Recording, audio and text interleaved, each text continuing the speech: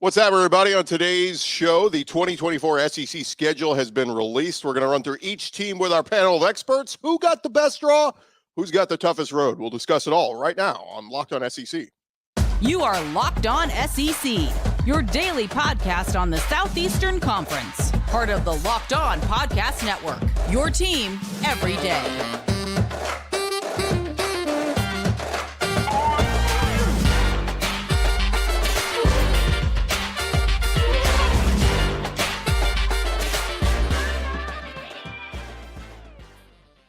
And what's up, everybody? Welcome into the show. It is great to have you guys along. Today's episode is brought to you by FanDuel. Make every moment more right now. New customers get $150 in bonus bets with any winning $5 moneyline bet. That's $150.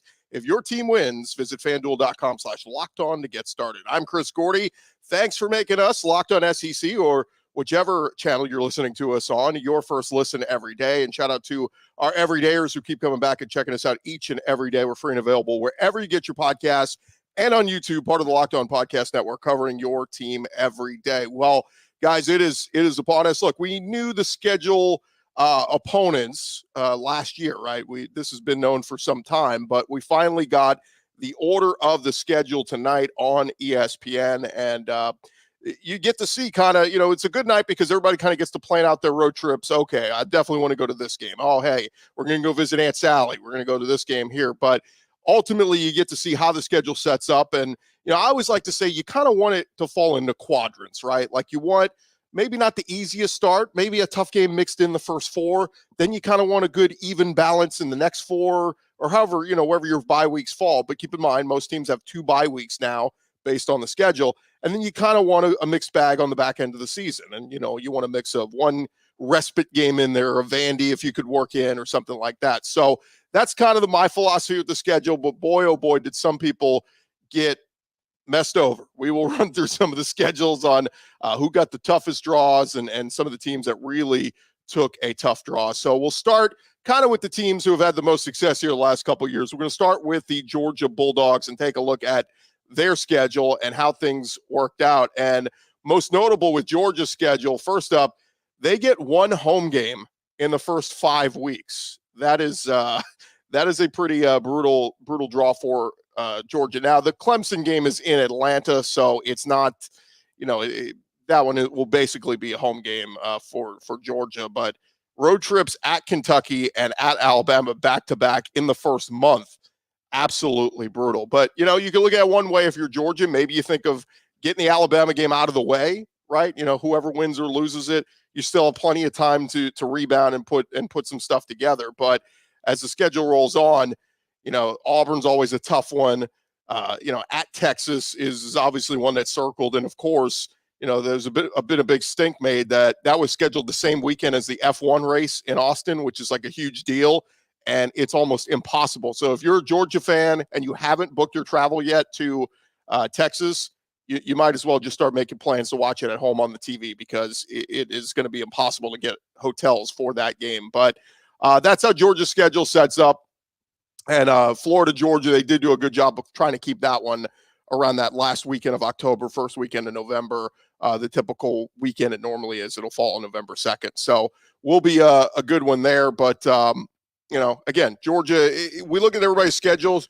It is tougher this year. Like you're playing some tougher opponents. You can't avoid that with Texas and Oklahoma coming in. This is why I kept telling people, like, look, you want to hope for SEC expansion, like all SEC fans. Yeah, let's get Oklahoma. Let's get Texas. Okay, great. But now you got to play those guys. And it's more potential pitfalls for losses on the season. Now, the good thing is the playoff expands to 12 teams. So we're not talking about, there is no SEC East versus SEC West anymore. The divisions are gone. 2 best teams with the best record go play in Atlanta. And honestly, if you don't go to Atlanta, you're not out of it. 10-2, I think, in the SEC still gets you into the playoff, as we talked about this year. Ole Miss and Missouri both sitting there at 10-2. They didn't go to Atlanta, but they would both be in the playoff this year in this scenario and how it played out. So plenty to discuss with all the other teams. So let's dive back into it. We're going to get to the Alabama schedule, catching up with Luke Robinson, host of Locked On Bama. And we welcome in Luke now. And Luke, initial thoughts when we look at Alabama's draw for 2024 and how it plays out? First of all, I know I'm a little overdressed, but I was at a Christmas party and I just got into the house, so it worked out great. But yeah, while I was at the Christmas party, the schedule came out, and I'm excited about it. I mean, look, Alabama's schedule is about as tough as it gets.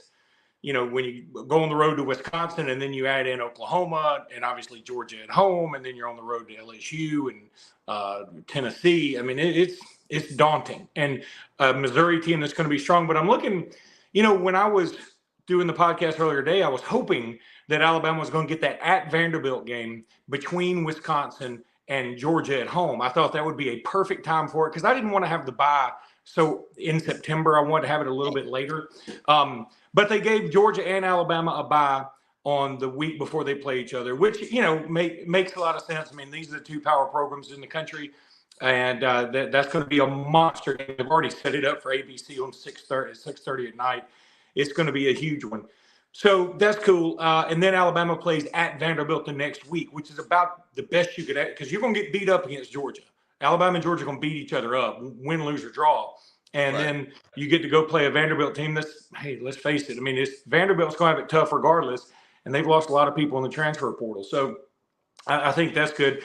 Overall, I'm very happy with the schedule. I mean, sets up about as well as it could. If I didn't know that Oklahoma was the week before the Iron Bowl, I'd probably be disappointed. But I already had prepared myself because that game had already been announced.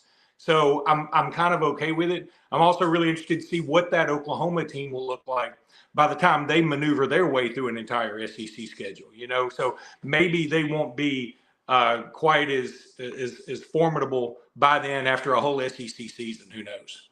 Yeah, what I kind of like about it is outside of that Oklahoma and Iron Bowl back-to-back to finish the season is Bama kind of they play a tough game and then they get a respite. It's kind of how, you know, and look, they don't, where some other teams like LSU opens with USC and you know, all these teams that are playing tough opponents in week one, you get the tune-ups in Western Kentucky and South Florida, figure some stuff out before you go on the road to Wisconsin. But it's like you go at Wisconsin and then it's a bye week. You're home for Georgia, but then it's at Vandy. You know, it's like every time you play a tough game, you get a little bit of a breather. Now, we can see what Missouri's going to look like. You know, at Tennessee is always tough. The next week you come home and play Missouri. We'll see what Missouri looks like. But even, you know, the traditional bye week before LSU, and then you get Mercer after. So it almost allows Alabama to come back, center themselves, catch your breath, and prepare for the marathon sprint there at the end at Oklahoma and Auburn. Yeah, if I had to call out one game that scares me from a sense that I think Alabama should win and they could lose, is probably that Missouri game. I'm going to be super high on Missouri next year. I'm telling you right now. I think Missouri is going to be very good next year. They've got what some people consider to be the number one player in the country in Williams-Nwaneri. I think I'm saying that right. Committed to him. And then they've got Luther Burden's going to be coming back. I think the quarterback's going to be back. I think Missouri is going to be a thing. Now they lose Cody Schrader, but he's good. Yeah. But I think they can replace him with another good running back and be okay. Well, they just picked up Marcus Carroll from Georgia, I think Georgia State, who was like one of the better running backs in the country this year. So I was like, oh, easy plug and play right there. And, you know, another thing that stands out to me from this schedule, look, Alabama was involved with Tyler Van Dyke at Miami. Well, now they get to play him next year at Wisconsin. Alabama thought, okay, hey, we get to finally we don't have to see Rocket Sanders anymore. Well, he just transferred to South Carolina. So, I mean, it's like you can't get rid of some of your old nemesis. You say Nemini or nemesis? I'm not sure. It doesn't matter. But anyway, it makes for a fun South Carolina game. I think they've got some dudes on that team. Obviously, they're not don't have the stacked roster of an Alabama or a Georgia LSU, but they got some dudes. And so that stretch of South Carolina at home, Tennessee on the road, Missouri at home is going to be an interesting three-game stretch. Look, if Alabama can win all three of those, I mean, I think considering the other games that you feel like they should win, I think Alabama will definitely be in the playoffs. Look, I feel good about Alabama's being in the playoffs next year anyway. And I think if you're old school SEC, I think one of the keys for this coming up year is just don't let Texas and Oklahoma get to the SEC title game this year. You can let them do it some other year, and that's fine. But you don't want them prancing into your conference after we've been talking so long about how tough the SEC is, and then letting one of them, or God forbid, both of them, playing in Atlanta for an SEC title. So I think there's going to be a lot of SEC pride on the line for the old guard. He is Luke Robinson, host of Locked On Bama. Luke, appreciate the time as always, man. You make a great point there. I mean, Alabama and or rather Oklahoma and Texas coming into the conference. Yeah, you don't want them to come in, the new guys. And I don't think they will. I think they're both going to have to go through their growing pains of, playing a tough SEC schedule. I've talked to so many Texas fans here the last couple of weeks who have said to me, like, yeah, we kind of know what we're getting into, but you don't know until you do it. And, you can laugh and joke and go, oh, yeah, Mississippi State or Ole Miss or whatever. Yeah, play those teams back to back to back. You suddenly start to see what the SEC truly is all about. All right, as Luke kind of mentioned there, we talk about the Tennessee game. Let's transition to Tennessee. Host of Locked On Vols, our buddy Eric Kane jumps in with us now as we continue our 2024 schedule reaction show. And Eric, let's take a look at it and see how the Vols will fare in 2024. Overall reaction to the schedule that the Vols will have. Yeah, I mean, there wasn't a whole lot of intrigue, to be completely honest with you. Over the last couple of weeks, there's been multiple reports out. Chris Lowe of ESPN said third Saturday in October, Tennessee, Alabama was going to be October 19th. Tennessee, Florida was going to be October the 12th. The Manning cast a couple of nights ago actually confirmed that Florida game. VolQuest.com reported a couple of games later in the season, including one at Arkansas on October the 5th. You had your 4 non-conference games already out there. So once you kind of piece some things together, Chris, it really didn't come as a major shock. I will say one curveball was in regards to the Tennessee schedule. I thought the Kentucky game would be October the 26th with the bye week on the 2nd, and those two have flipped. Georgia potentially on the 9th, but Georgia's going to be on the 16th. So nothing major, but overall, I mean, I think it sets up nice. It's a tough schedule. That's life in the SEC, right? But I like where the bye weeks are, kind of giving Tennessee a breather before heading into some more tough games. The Vols do have the non-conference game against NC State, which I think is navigatable. It's winnable, but you kind of get these couple of Chattanooga, and you get a couple warm-up games to really get Nico Iamaleava settled in as the quarterback and really get him to settle in because look, going to Oklahoma in week 4, I don't care who, even if Hendon Hooker or Joe Milton were back, that's a tough game.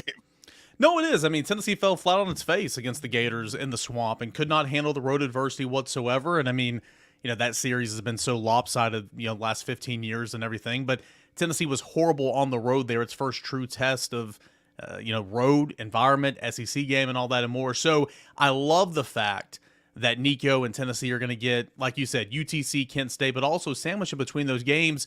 You're at a neutral side against a quality opponent in NC State. NC State won 9 games this year, finished really strong, beat Clemson in North Carolina.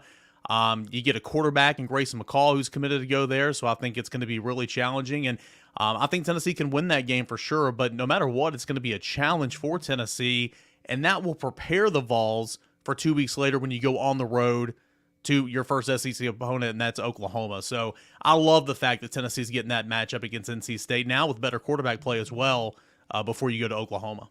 You get a break after the Oklahoma game, but then that's a pretty tough 3-game stretch. It's Arkansas, but it's at Arkansas, and then home for Florida and home for Alabama before you get your bye ahead of the Kentucky game. What's those 7 games? What's an ideal record to be coming out of that Bama game with? Yes, up until the Alabama game, you're saying? Yeah, like after the Alabama game, you go into the bye week, getting ready for Kentucky. I mean, 6-1, is that realistic? Yeah, I think so. I think 6-1 is realistic. I mean, again, you're going to have to handle the road environment, and that's something Tennessee did not do a great job of this year. So you need to prove you can win on the road consistently. You got to have some things go your way. You got to beat Florida. I mean, Florida was very bad this year, and Florida still drilled Tennessee, so you got to get over that. I mean, at Arkansas and certainly at Oklahoma, not going to be easy. But again, as we could still kind of see what these rosters and what these players are going to look like on these teams, I think these are certainly winnable games. It's interesting here before you get to Alabama, you're at Arkansas, then you're home against Florida. Those are 2 programs where their coaches are literally coaching for their lives. Yeah. Where are those programs at this point in the season? Florida's schedule the last month of the season is pretty tough. I haven't looked at at Arkansas or Florida scheduled at this point, but both those programs are going to be fighting for a lot. Where can they be right now when adversity hits? And so I think that's kind of intriguing that Tennessee has those 2 games leading into Alabama. And of course, Alabama's going to be tough. You do get it at home. That helps, of course, but Jalen Milroe coming back. He'll be in the Heisman conversation all year long, and they've got a stacked roster. So they're going to be challenging, but I do think 6-1 is certainly possible, and you got to think you're going to have 5 wins no matter what after that Alabama game. Well, and the thing that jumps out to me, Eric, too, and we'll leave it at this, that Georgia game, let's say that's lost 2, because it's going to be tough to win at Georgia. Yep. You lose that one, you finish with UTEP and Vandy. I mean, if you're at 8 wins at that point, you're 8-2, a great chance to finish 10-2, and your chance to make the playoff right there if you're the Vols. Yeah, again, you have that bye week after Alabama, and that's good. Don't want to let Alabama beat you twice if you were to lose that game, but that's what we always hear. You used to hear about the Patriots as well in the NFL, but you'll welcome Kentucky, and that's always a tough, challenging game. Tennessee typically wins that game, but it's not easy. You got Kentucky there, Mississippi State, first-year head coach, but a very winnable game at home. You mentioned Georgia. Even if you don't win that game, UTEP and Vanderbilt. So, yeah, I mean, I think, honestly, it's going to be tough. I mean, no schedule in Southeastern Conference play is ever going to be easy, but I kind of like how this lays out. It's going to be challenging at Arkansas, Florida, Alabama, that stretch there, but I like this schedule for Tennessee. I really do. He's Eric Kane, host of Locked On Vols. Eric, thanks for the time, man. Hey, Chris, appreciate it, man. All right, let's transition and take a look over at LSU's schedule before we get our next guest in here and continue to look at the schedules. But LSU got a brutal draw to open the season. They're going to play USC in Las Vegas. Now, USC going to be going through a little bit of transition. They're going to lose Caleb Williams, but it's still Lincoln Riley. And both teams had really bad defenses this year, so we'll see what they look like in that one. But LSU they get Nichols. They're at South Carolina. UCLA is a brutal, why they kept both these teams on the schedule for a non-conference. And we'll do Ole Miss in a little bit, but Ole Miss, their toughest non-conference game is at Wake Forest. LSU's got USC and UCLA before they even get out of September. So tough draw there. They get road trips in October at Arkansas, at A&M, then a bye week, of course, before Bama. And then they finish at Florida, home for Vanderbilt, but then they finish home with Oklahoma. And that game will be very interesting because we could be looking at, again, if LSU's avoided the pitfalls, we could be talking about maybe both Oklahoma and LSU are 9-2 going into that game and potentially a playoff spot on the line. I know we're talking about everybody kind of like 10-2, but I think 10-2 is what gets you in the playoff next year. And that game could potentially be a decider, LSU versus Oklahoma. And this is for all the people who didn't want playoff expansion. That becomes a perennial playoff, basically a playoff game between LSU and Oklahoma in Baton Rouge. So tough draw there for LSU when we're talking about who got the easiest roads, who got the toughest roads. I'll tell you in a second, Ole Miss got one of the easiest roads in my opinion, but LSU had absolutely brutal draw there for them, and we'll see how they can weather the storm. Thank you guys so much for making us your first listen every day. Coming up next, we're going to talk with our buddy Stephen Willis about the Ole Miss Rebels. But first, I want to remind you guys, as the weather gets colder, the offers over at FanDuel are staying red hot. Right now, new customers over at FanDuel are going to get $150 in bonus bets with any winning $5 moneyline bet. That's $150 back if your team wins. If you've been thinking about joining FanDuel, there's no better time to get in on the action. Their app is super easy to use. Of course, they got it all. Spreads, player props, over-unders. They got a bunch of, all the SEC basketball games. They got action there. Of course, they're all going to have all these SEC football games heading into next season. Some of them, the big ones, may already be up there already. You need to go check them out. Go to FanDuel.com/lockedon. You can do that on your laptop or mobile device. Go to FanDuel.com/lockedon and sign up there. And then, of course, you can download the app and get all your action right there. They are FanDuel. They are the official partner of the NFL. And thanks to you guys for sticking around with us and making Locked On SEC your first listen every day. Shout out to our everydayers who keep coming back to check us out each and every day.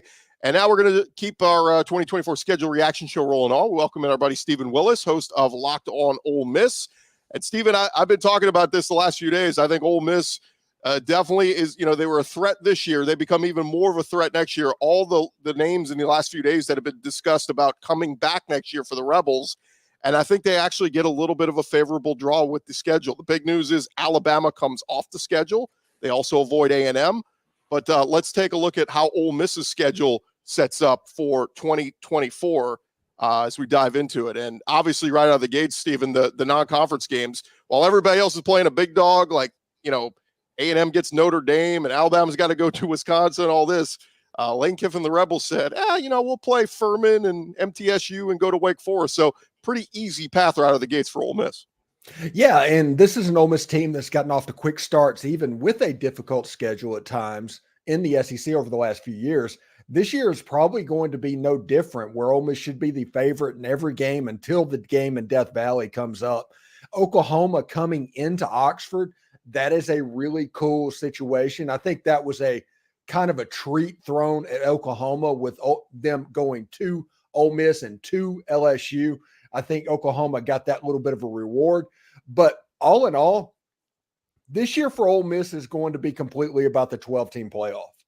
Everything's there. All the players are coming back. The Grove Collective has stepped up. Ole Miss is recruiting at an extremely high level in the portal of some names that everybody's going to hear the next couple of days. And all of that is to make that team a little bit better. And when you look at this schedule and the way it sets up, you have to think this is kind of manna from heaven for Lane Kiffin, knowing that last year he had to go to Tuscaloosa and to Athens. You still have to play Georgia, but it's on your field. You go to LSU, which you won the game this year, and Oklahoma comes into your place in a game that theoretically you should be at least evenly matched in that game. Florida is down. They're not normally what they normally are. The Swamp can be a difficult place to play. So can South Carolina, but I'm going to be honest. I love this schedule. I'm absolutely in love with this football schedule.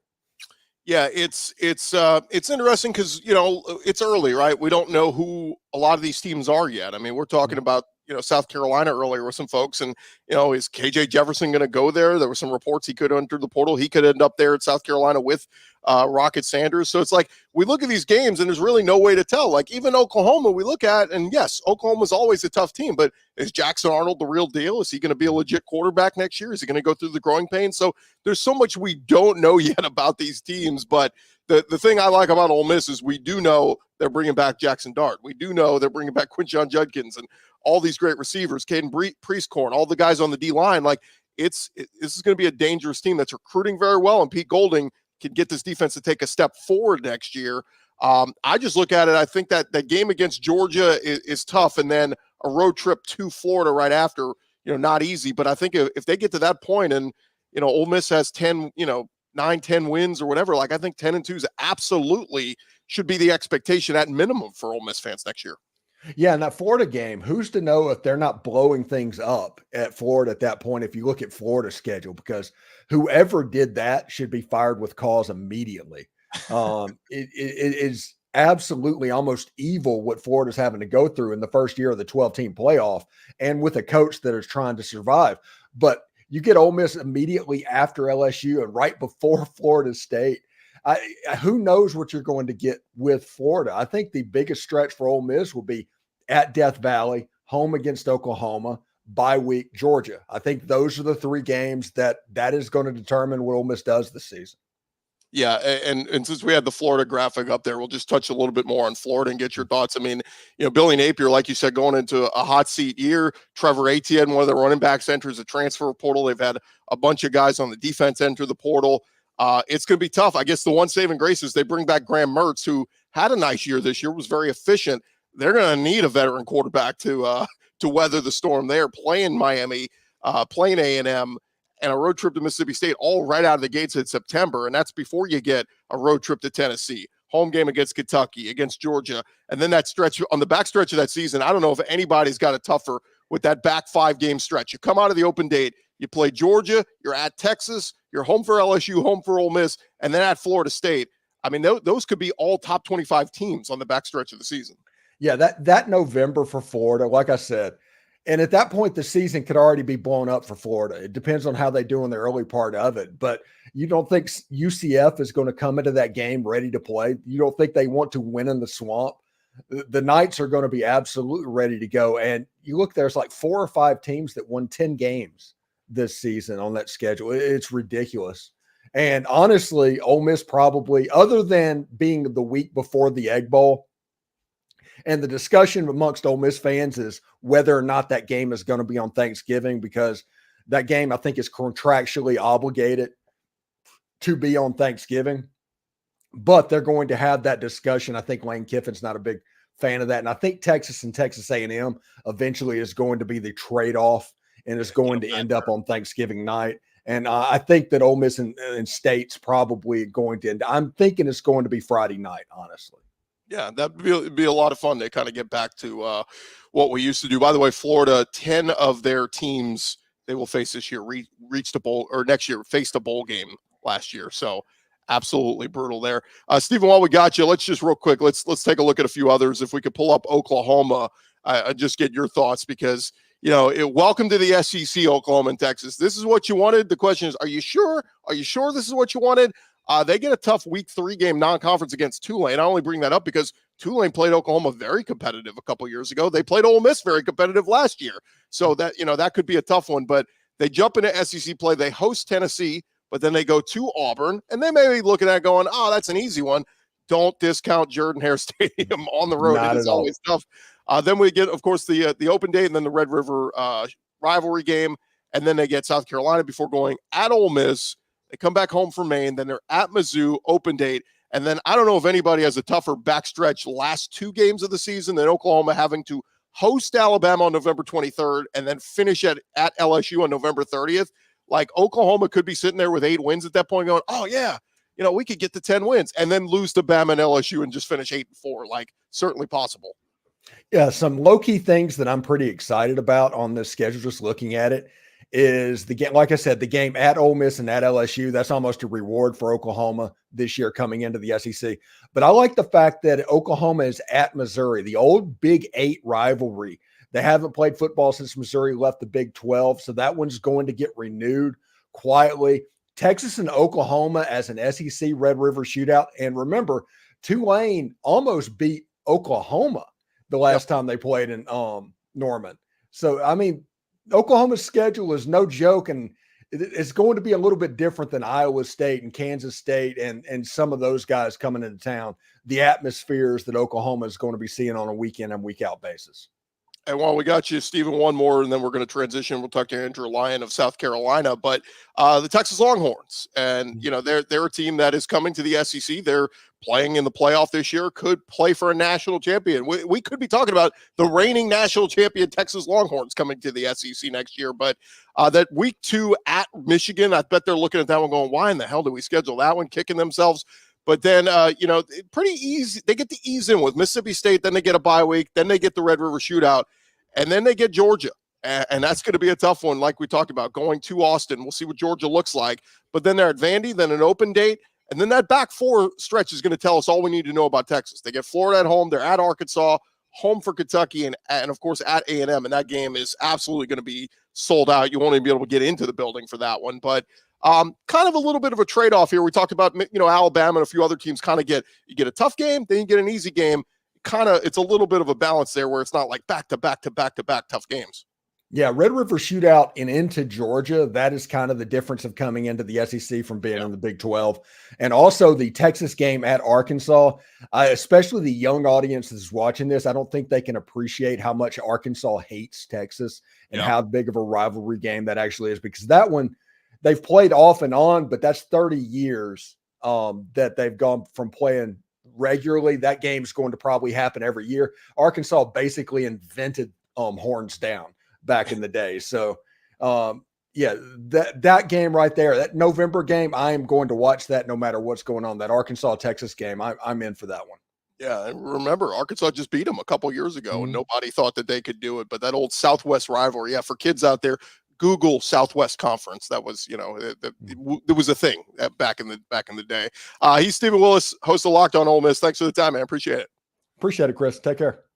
All right, I want to remind you guys, thanks for watching our show and, of course, making us your first listen every day. Remember to subscribe. If you haven't checked out Locked On SEC yet, you could certainly do that if you're watching on one of the other channels of our Locked On SEC team channels. And one of those guys who hosts the show, welcome him in right now. He is Andrew Lyon. He is host of Locked On Gamecocks, covering the South Carolina Gamecocks. And, man, it was a tough year for the Gamecocks, but Shane Beamer hoping to bounce back as they finish 5-7. They miss a bowl game, but I look at this schedule, Andrew, and it's a tough one. I mean, there's no gimmies here.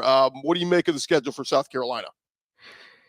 Yeah, Chris, you're absolutely right. Obviously, this is life in the SEC. It's never going to be an easy conference slate for any team now with the additions of Texas and Oklahoma coming into the conference. But I break down this schedule, Chris, into 3 different seasons, and it basically separate by those 2 bye weeks in week 5 and then once again in week 9, I believe. That opener, Old Dominion, obviously chalk that up as a win. At Kentucky, pretty good week 2 test for Lenore Sellers, who will likely be the starting quarterback for South Carolina coming into this season. LSU, a lot of new faces, at least on the offensive side of the ball at the skill positions. I think that's a good time to get the Tigers if you're going to get them in this season.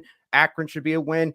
But that middle stretch, Chris, that might be the toughest 3-game stretch for any SEC team in the conference in 2024. You got Ole Miss at home, 10-win team. Then you have to go to Bama, an 11-win team, SEC champion. And then you have to play at Oklahoma, another 10-win team the week after that. That is going to decide whether or not South Carolina could maybe make a bowl game in 2024. And then the end of that schedule, Texas A&M, Vanderbilt, Missouri, Wofford, and Clemson. A couple tough games mixed in there, but I think that you can get to 6 wins if you're Shane Beamer. I think that's what you have to do to get some of the heat off of you after what you said was a down year in 2023. But no doubt, they're going to have to probably take a couple games that people are not going to be expecting them to win heading into this season. I want to bring up something. You mentioned Lenora Sellers, possibly the quarterback. Is there any smoke still on KJ Jefferson? Because we just saw Rocket Sanders from Arkansas comes over. We know the relationship with Coach Loggins. I mean, is it still the door open for KJ Jefferson to possibly be South Carolina's quarterback next year? Chris, the best way I can put it is I think the door is still open for KJ Jefferson if he wants it, but I don't think that South Carolina is also going to wait around and see what KJ Jefferson is going to do. They actually just hosted former Vanderbilt starting quarterback A.J. Swan on Tuesday afternoon. A.J. Swan, probably not a guy that you would expect to beat out Lenore Sellers if he were to come here and there'd be a quarterback competition. But either way, I think that tells you that they're okay with, maybe getting an experienced starter like Jefferson, having maybe a transition plan where Sellers takes over next year, but they're also okay with the idea of, hey, let's just see what the young buck can do. We think he could be one of the greatest quarterbacks ever played here. Let's see what he's got. Let's go ahead and hand him the reins in 2024. So I could still see it, but it's been very quiet on that end since those initial reports came out last week. Yeah, he is Andrew Lyon, host of Locked On Gamecocks. Andrew, appreciate the time, man, and best of luck to the Gamecocks. Appreciate it, Chris. Thanks for having me on. All right. More with our SEC schedule reaction show here in just a second. Thank you guys for making us your first listen every day. This episode is presented to you by our friends over at LinkedIn Jobs. Look, when you are hiring for your small business, you want to have as many top-tier candidates as possible to interview. And that's why you got to go check out our friends at LinkedIn Jobs. LinkedIn Jobs has the tools to help you find the right professionals for your team faster and for free. It's not just another job board. LinkedIn has a vast network of more than 1 billion professionals, which makes it the best place to hire. Hiring is easy when you have that many quality candidates. So easy. In fact, 86% of small businesses get a qualified candidate within 24 hours. LinkedIn knows that small businesses wear so many hats. They're going to make the job very easy for you. LinkedIn's very intuitive, very quick and easy. They even launched a feature that helps you write job descriptions, making it all easier. So go post your job for free at linkedin.com/lockedoncollege. That's linkedin.com/lockedoncollege. Terms and conditions apply. It's linkedin.com/lockedoncollege. All right, we continue on here with our SEC season preview show. And just to have a couple more schedules that we need to get to take a look at. We run through just about everybody. We still need to get Kentucky and Vanderbilt and Mississippi State. So and Auburn. So why don't we do that first? We'll welcome in our buddy Zach Blackerby. He is host of Locked On Auburn. And Zach, as we take a look at Auburn's schedule, what do you make of year 2, heading into year 2 of Hugh Freeze and how it shapes out? I think it's kind of similar to last year's schedule, where those first few games, including your non-conference, now Auburn's going to finish up that home-and-home with Cal. It's this middle chunk of the schedule that I think is pretty tough. I mean, we talk about you host Oklahoma, then you go to Georgia. Fortunately, you get a bye week after Georgia, but they're going to Missouri and to Kentucky. When I talked about the hypothetical schedule and what the worst case scenario for Auburn 2024 was, is I said, I want you to spread out Oklahoma, Georgia, Missouri, and Kentucky. And the SEC puts them all in a row. So I think that's unfortunate for the Tigers. But then, Vanderbilt, ULM, Texas A&M, I think those are all certainly winnable games. And then obviously wrapping things up going to Tuscaloosa for the Iron Bowl. That one's going to be tough. But that middle chunk, I don't think the SEC helped Auburn out. Yeah, I think I saw somebody tweet that earlier. They said Auburn doesn't play a home game in October. Like that can't happen. Like we're talking about all these other teams where, okay, you get a tough one and then you get one that's kind of doable. And Right. for Auburn, it's just like, man, that is as brutal as it gets. Yeah, the putting a bye week after Georgia, while it's nice, I don't think it's enough to overcome that. And that's kind of what we saw this past season as well when Auburn did that brutal stretch of Georgia and LSU and Texas A&M and Ole Miss. I don't think it's favorable for Hugh Freeze and these Tigers, but we'll see. We'll see. Opening up conference play at home against Arkansas, I think that's nice. And Auburn's in a situation where they could be 5-0 going into Georgia. That's going to be the big talk all off season. That's going to be the big goal all off season. We'll see if the Tigers can do it. Yeah, I was going to say, if you're the ultimate homer Auburn fan, like what's the best you can hope for? I don't think they're going to win at Georgia, but if you could somehow be 9-1 going into those last two, Sure. you know, and look, playing A&M and then at Alabama, you could certainly lose both those and you go 9-3. But like the best case, if you're asking Auburn fan, best case scenario, you're 9-1 going into those last two. If you can somehow split them, win one of those two, you're 10-2. And you're in the playoff. But well, you said it all night. 10-2 is the magic number in the SEC, right? And I think there's a lot of teams in the conference that line up. Okay, you can see Alabama going 10-2 or better. You can see Georgia going 10-2 or better. Ole Miss going 10-2 or better. LSU going 10-2 or better. Is Auburn in that group? No, I don't think they are. But you asked what the best case scenario for the Auburn Tigers is, and I do think it is 10-2. Maybe Peyton Thorne puts it all together. Maybe this young team that we're expecting to have, a top 10 recruiting class going into it. Can these freshmen catch fire in the middle of the season and get a few of those wins? Can you win at Missouri? Can you win at Kentucky? Sure. I mean, but I think realistically, Auburn's goal for next season should be 9-3 with upside a little bit past that. And that would, of course, be 10-2. I'm not expecting that, but I do think 9-3 is on the table. Yeah, well, we'll see who the quarterback is for Auburn. If it's Peyton Thorne, let's hope he had an awesome offseason and a tremendous spring, and he jumps forward. And we're talking about Peyton Thorne being one of the best quarterbacks in the SEC, if that's going to happen for Auburn next year. Yeah, and I think Kentucky is going to be an interesting team, and we'll pull up their schedule in a second, Gordy. But I think Kentucky is going to be an interesting team in this conference when it's all said and done, because look at what they've added, Zach, in just the last week. They've added so much through the transfer portal, and granted, you don't want to be too reliant on it, but they bring in Brock Vandagriff from Georgia, who we assume is going to be the starter. I mean, right. There's nobody else really there. Devin Leary graduates. They bring in the number 2 running back from Ohio State, Trip Trayanum, I think, however you say his name. Then they go get receivers like they have Berrien Brown and Dane Key already. They go get Raymond Cottrell from A&M, who was a big-time recruit. And then they add Jamori Macklin, who was tremendous. He started his career at Missouri, but was, I believe, at North Texas last year and a 1,000-yard receiver. So Kentucky is putting together a squad just through the transfer portal. And as we look at their schedule, they start easy with Southern Miss. They get South Carolina week 2. Georgia in week 3 is brutal. But if you could somehow weather the storm, and let's say you're 2-1 there, you get Ohio. You're at Ole Miss, who I talked up Ole Miss a lot, but again, if Kentucky can click and Brock Vandagriff's playing well, certainly could win in Oxford.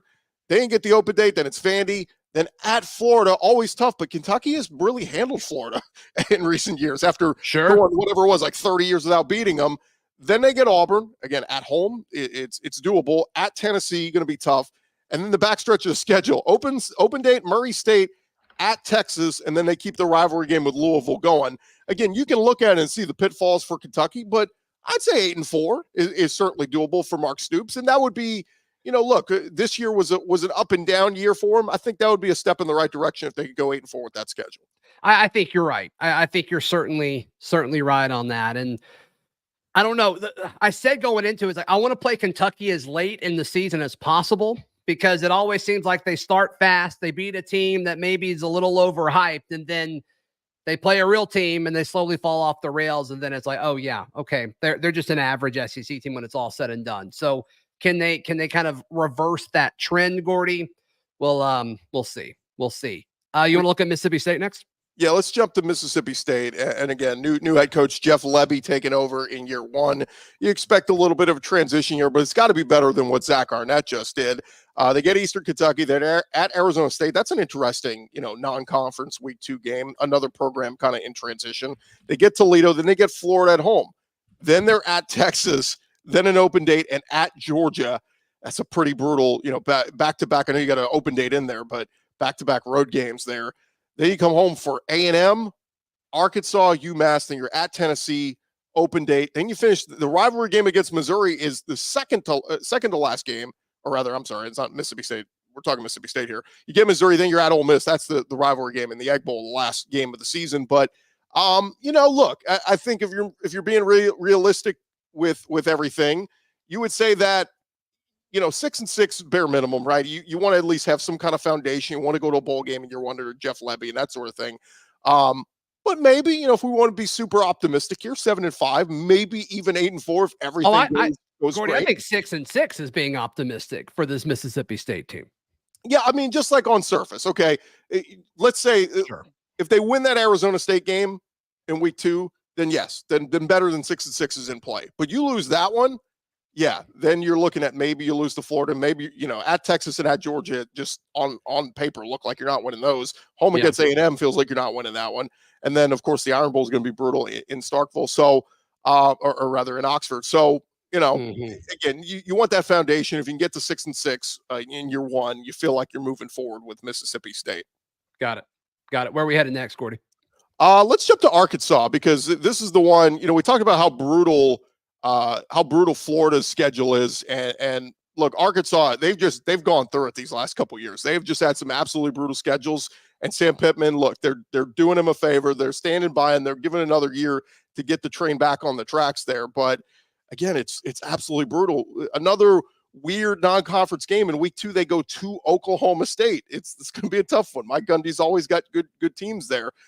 They get UAB, who's actually it's typically that UAB plays tough. But then you're at Auburn right out of the gates in your first SEC game. Hugh Freeze wants to win that one, certainly. Then you get A&M in the stupid game in Dallas, which, again, get that game out of Dallas. I don't care what Jerry Jones says. Get it back on campus. Then you get Tennessee. I mean, Zach, realistically, we're talking about Arkansas. I think at best they're 3-3 going into the open date through the first 6 games. So, and then you come out of the open date and it's LSU at Mississippi State, Ole Miss.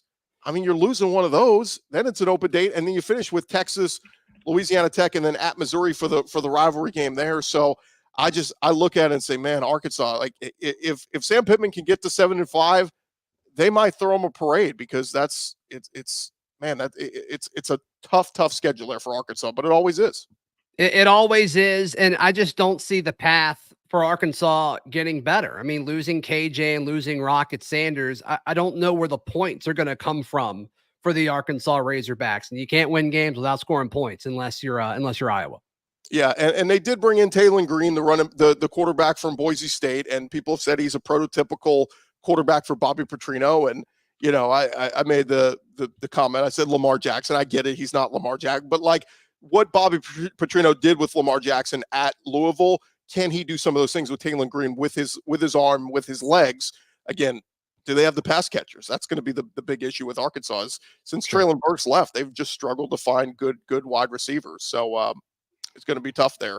All right, so we actually, you know what? We're expanding to the SEC. Let's bring in John Williams, host of Locked On Sooners, in his first game with us as an SEC member. Welcome in, John. How are you, man? Hoorah. I'm so excited, man. This is the first official opportunity to be on with Chris Gordy now as an official member of the SEC. It's exciting.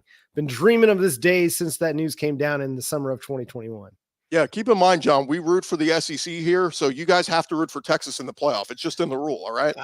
No, we can't go that far. We're down horns all the time, So well, we mentioned the schedule earlier, but let's take a look at Oklahoma's schedule. And we kind of touched on with Stephen Willis earlier, but look, it's a tough draw, but you knew that coming to the SEC.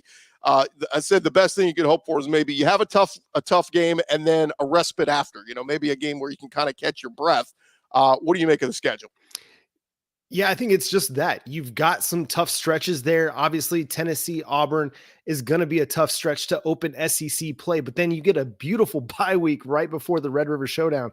And that's huge. I mean, it's generally that you get that bye week coming out of the Red River rivalry game with Texas, but now you're going to get to have a bit of a breather, recover from what you saw against Tennessee and Auburn. And obviously, I mean, those are going to be tough games, but they're going to be winnable games for Oklahoma. And then you go into the Red River rivalry, hopefully on a bit of a run and being able to build toward that game. And then obviously the stretch at the end of the season against Alabama, against LSU. I mean, those two games, I think, are going to tell the tale of Oklahoma's season. Is it going to be a team that, hey, is a potential playoff contender, or is it going to be a team that is kind of more around the 7, 8, 9 wins? I mean, we'll really find out about that team, but you get the bye week just before hosting Bama and then going to LSU, which obviously is going to be a night game there on November 30th. It's going to be a tough slate. And, I don't think anybody is of any illusion that Oklahoma is going to come in and then all of a sudden be an 11, 12 win team. No, it's going to be tough week in and week out, but this is what you were hoping for going to the SEC, having these marquee matchups week in and week out. And that's what Oklahoma gets. I mean, Tennessee, Auburn, Texas, and then you get a really nice home game against South Carolina. That's a team that's tough. And Shane Beamer's got the local flavor there, a beloved coach from his time under Lincoln Riley. And then, everybody, I asked the question on Locked On Sooners, what is the one road trip that you're most excited about? A lot of people said LSU, but the overwhelming majority said going to Oxford at Ole Miss on October 26th. So that's going to be a good time. It's a fun schedule, man. It's going to be tough. Every single week's going to be tough, but there's a lot of fun to be had on this schedule for sure. Yeah, and you get to do a little Big 12 blood with Missouri. That'll be a fun one as well. Oh man, and right now the rivalry is building more and more and more because of what's happening on the recruiting trail. I mean, Oklahoma and Missouri fans, it's like they never left each other, a decade ago. Like they are as bitter now as probably they've ever been. And I need to remind people too, it's funny you mentioned LSU Oklahoma will be a night game. We said goodbye to CBS Sports. We also say goodbye to that stupid day game. Like the biggest SEC games will be night games now. We're not worried about the 2:30 Central, 3:30 Eastern window. That's going to be like Rutgers versus Penn State now. Good luck with the Big Ten games, CBS. But like the best games in the SEC will be played in prime time on ABC and ESPN. So I think that's something to look forward to. But see if you agree with me on this, John. The game against LSU in the last week, I know you get Bama at home, the last home game. But this could be a scenario. We talk about the playoff expanding to 12 games. We could be talking about both LSU and Oklahoma, perhaps at 9-2 going into that game. A playoff berth could be on the line in that game. The winner gets to 10-2 and goes to the playoffs. Yeah, I think that's a very reasonable expectation, really. I mean, Oklahoma's going to have some issues that they have to solve this offseason before they're ready to go into the SEC, but they're a talented team at a lot of different places and should be kind of in the mix going into November. And so it's not out of the question for that game to be a playoff game, basically a playoff semifinal, quarter, round of 16 game, if you say that. But I mean, it's going to be an electric atmosphere. And I, like you said about the SEC and the 2:30 games, I mean, that's what Oklahoma fans are excited about getting out of the Big 12 is no more 11 a.m. games. No more, that's the big game of the week on Fox Big Noon Kickoff. No, you're part of the prime time schedule. And it's just going to make sense for Oklahoma at LSU that first year in the SEC to be a primetime game. And it's going to have huge stakes on the line as well. Yeah, Texas and Oklahoma fans are going to be like, wait, what is this all-day tailgating every week? We're not used to this. We're used to playing those stupid 11 a.m. games that nobody, it's like nobody enjoys 11 a.m. games. Now, there will still be some because the SEC network has to fill out their time slot, but it'll be few and far between. You'll have way more night games and evening games and all that, so it'll be a lot of fun. He is John Williams, new to the conference, host of Locked On Sooners, but not new to the Locked On Network. John, appreciate the time, man. We'll talk again real soon. Yeah, let's have some fun, man. All right, we got one more schedule to get out of here. We've done 15 of them, and we've saved the best for last. The Vanderbilt Commodores. They are, Clark Lee has had a rough go there these last couple of years at Vanderbilt. I thought maybe they might consider making a change, but they're standing with them. And, man, out of the gates, they get Virginia Tech. I know Virginia Tech's been down, but it's a tough one right out of the gates. Then they get Alcorn State. Then they're at Georgia State. I don't know why they would schedule that one. Then they're at Mizzou. Open week, home for Bama, at Kentucky, Ball State, Texas comes to Nashville. That'll be a fun road trip for a lot of the Austin fans. Then they're at Auburn, home for South Carolina, open date, and then they finish at LSU, and then the rivalry game against Tennessee. I'll just be honest, looking at it right now, knowing Vanderbilt's both quarterbacks are in the transfer portal. Several of their decent players have entered the portal, like Will Shepherd. It's going to be a tough go, and cannot pencil in a W for any of these SEC games for Vanderbilt next year. So hate to dismiss Vanderbilt like that, but understand why they are. Thought Clark Lee might be building something here at this point. He won 2 SEC games 2 years ago. You thought, okay, maybe they could win 2 this year. Didn't happen. Wasn't in the cards, and they weren't even close, and some of the defense was so bad. So we'll see what happens there with Vandy. But that is our show, guys, our 2024 schedule reaction show across the SEC. I understand we had 16 teams to cover, so we had to be a little bit faster in covering a lot of them. We didn't get to run through the whole slate, but just overall takeaways in closing, just my takeaways. Happy that Florida, Georgia stays on that last weekend of October, first weekend of November, where it normally is. Brutal end of the year for Florida, like we talked about. Playing Georgia, then at Texas, then LSU, Ole Miss, and at Florida State. Brutal for them. Auburn not getting a home game in October. Tough stretch there for Hugh Freeze. Texas, they close out the season with Florida at home, at Arkansas, versus Kentucky at A&M. That's a welcome to the SEC moment for Steve Sarkisian and the Longhorns. LSU ends the season hosting Oklahoma. I mentioned that one. That one could loom large on a playoff berth. And then, of course, Georgia only having one home game in the first couple of weeks.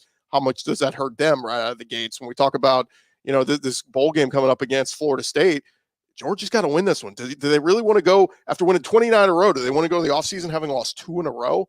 It would be, it would kind of hurt Kirby and the vibe going into next season. But there you have it. It's our 2024 schedule reaction show. Remember to subscribe and like all of our shows across the Locked On Podcast Network. We appreciate those watching on Locked On SEC for making us your first listen every day. But of course, you could check us out all across the network with all of our great shows and make those shows your second listen of the day, whether it's Locked On Longhorns, Locked On Gamecocks, whatever it is. And then you can also go check out our Locked On first ever national sports 24/7 streaming channel on YouTube. Locked On Sports Today, here for you 24/7, covering the top sports stories of the day with all our local experts of the Locked On Network. And go check them out on YouTube, Locked On Sports Today. For all of our hosts who joined us here, I'm Chris Gordy. This has been Locked On SEC. We will talk to you guys tomorrow.